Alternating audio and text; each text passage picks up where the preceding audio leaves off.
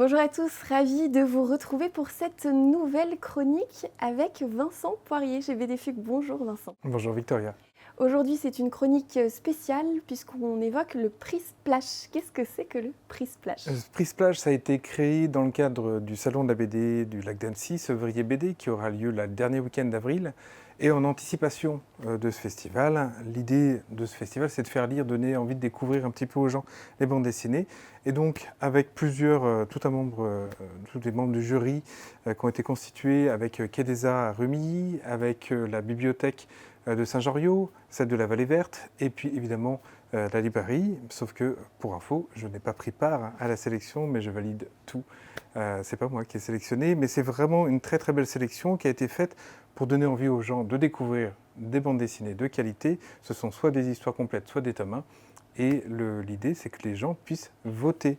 Donc, une fois qu'on a lu un album, qu'on le possède ou pas, puisque ça marche une fois de plus en bibliothèque et médiathèque, on peut prendre ce petit carton, on met le nombre d'étoiles, on met dans la petite urne que nous, on retrouve à la caisse de la librairie et directement dans les bibliothèques et médiathèques pour dire « j'ai adoré cet album ». Le but, c'est pas de dire « c'est celui-là mon préféré », c'est de combien d'étoiles il mérite, et puis à la fin, on fait le compte par album pour savoir lequel, effectivement, est le grand favori qui sera révélé pendant Sevrier BD. Exactement. Et la sélection, on la retrouve juste ici. Oui, et une sélection que tu reconnais un petit peu, hein. Il y en a quelques-uns dont on a déjà parlé. Mais on ne va pas pouvoir tous les évoquer ou les réévoquer, mais tu en as choisi deux dans cette sélection. Lequel est la première BD dont tu veux nous parler aujourd'hui? Celle-là, je l'aime très fort. Donc, je suis très content de pouvoir en parler aujourd'hui. Perpendiculaire au soleil, ça a eu le prix Fnac France Inter. C'est une bande dessinée copieuse, c'est ce qu'on appelle un roman graphique. Grosse lecture en perspective. Et c'est un travail assez remarquable qui a été fait par la toute jeune Valentine Cuny-Le-Calais. Valentine, elle a fait un projet un petit peu particulier. Elle a mis en place une correspondance avec un Américain condamné à mort. Il est dans sa prison, ça fait 10 ans qu'il est dans sa prison, dans le couloir de la mort, comme on dit, à attendre effectivement le verdict définitif et la date de fin, on va dire, de sa vie. C'est un récit qui est terrible pour ça, qui est poignant, mais c'est aussi une démarche qui est très humaine. C'est-à-dire que cette correspondance épistolaire qu'ils vont avoir tous les deux vont les amener à se rencontrer.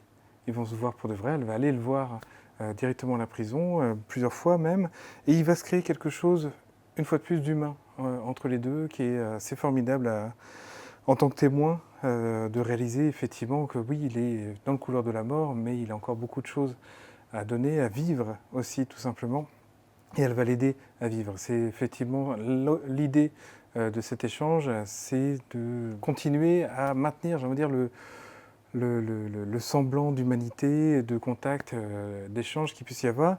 Pour info, il n'y a aucun cliché qui tombe dedans, du mec en prison un peu salace et violent ou quoi que ce soit. On est vraiment sur quelque chose de très intelligent, très doux, très bien amené. Lui-même va dessiner, on va retrouver des dessins dans cette bande dessinée. Et puis en même temps, on a une vision de l'univers carcéral qui est quand même terrible. Donc voilà, un ouvrage très complet, très original, assez unique et remarquablement dessiné au passage. On a aussi une BD qui s'appelle Slava, juste là. Oui, Slava, c'est un tome 1 celui-ci, donc c'est un ouvrage qui est assez jouissif à lire. On est en ex-URSS, l'URSS vient de devenir l'ex-URSS, c'est tout récent, avec, j'ai envie de dire, tous les chamboulements un petit peu sociaux, économiques, politiques évidemment aussi, mais sociétaux également. Et on est face à deux, on va dire, chercheurs de trésors. Nos deux personnages en couverture, ils viennent récupérer sur toutes les zones un petit peu désaffectées, abandonnées de cette ex-URSS, ce qu'ils peuvent trouver en tableaux et en autres petites merveilles pour tout simplement les revendre à des collectionneurs.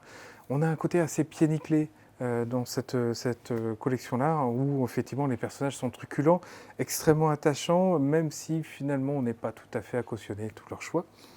Et là, on est dans un tome 1 qui est un petit bonheur de lecture, très trépidant au niveau du rythme. Ça se renouvelle beaucoup, c'est vivant, c'est drôle, les dialogues sont formidables. Ça joue aussi beaucoup dans le plaisir de lecture. Et Pierre-Henri Gaumont, l'auteur, c'est un auteur qui est vraiment en train de devenir un des plus grands actuels de la bande dessinée. Il avait fait précédemment Mal à terre ou La fuite des cerveaux. Et dans les deux cas, c'était deux excellents albums, donc ils prouvent encore cette tendance-là avec le nouveau Slava. Et je l'ai eu au téléphone aujourd'hui même, il est en train de finir le 2, donc ça avance très très bien. Je le remets à sa place dans la sélection et puis on va passer au rayon jeunesse puisque c'est la nouveauté du prix Splash cette année. Effectivement, cette année, il y a un prix Splash Junior, donc il y avait 10 bandes dessinées prix Splash pour les adultes. Et bien en jeunesse, parce qu'ils ont le droit aussi de se faire plaisir, il y a un prix Splash Junior qui a été décidé. Donc là, c'est les ouvrages qu'on retrouve ici. Des ouvrages qui sont bardés de coups de cœur pour l'équipe, comme on peut le voir ici. Et j'avais très envie, notamment, de parler de Deux Capes et Deux Mots. Deux Capes et Deux Mots, c'est l'adaptation d'un roman. Alors, la romancière a bien suivi toute l'adaptation. Et l'adaptation est faite par Keras Coët. Keras Coët, c'est un seul nom, mais deux personnes. C'est un couple, Sébastien et Marie.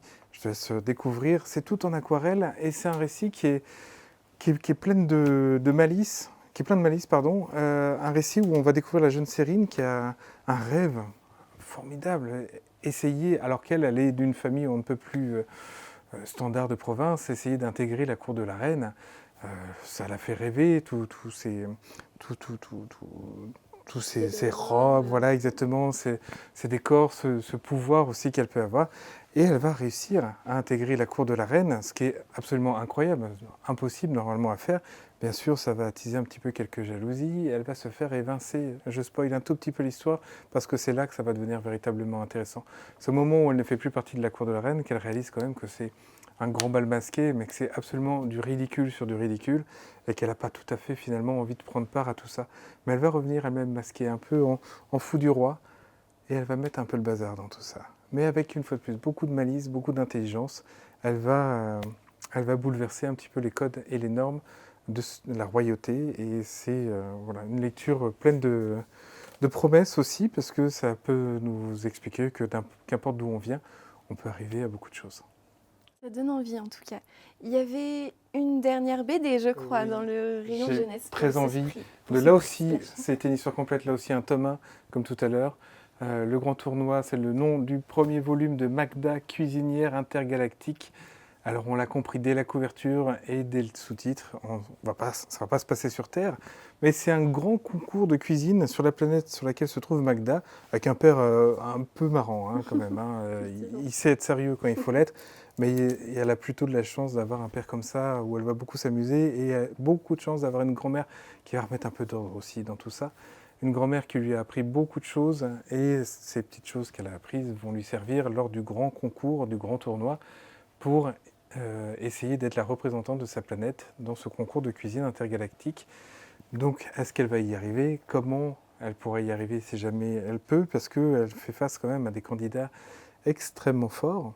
Et donc, on la suit au milieu de tout ça. Mais surtout, ce qui est formidable dans ce récit, c'est une lecture dense. Ça doit être pour enfants, les deux que je te montre. Ce sont des ouvrages qui ont une vraie pagination, parce que les lecteurs sont des jeunes ou pas, sont des vrais lecteurs. Donc voilà, là les auteurs en sont conscients, les éditeurs aussi, et j'ai déjà beaucoup de retours de jeunes lecteurs qui se sont régalés justement à avoir un univers comme ça qui se construit sous leurs yeux. Donc beaucoup d'originalité, de facétie, un récit ultra dynamique, vivant, et ça fait vraiment très plaisir à lire.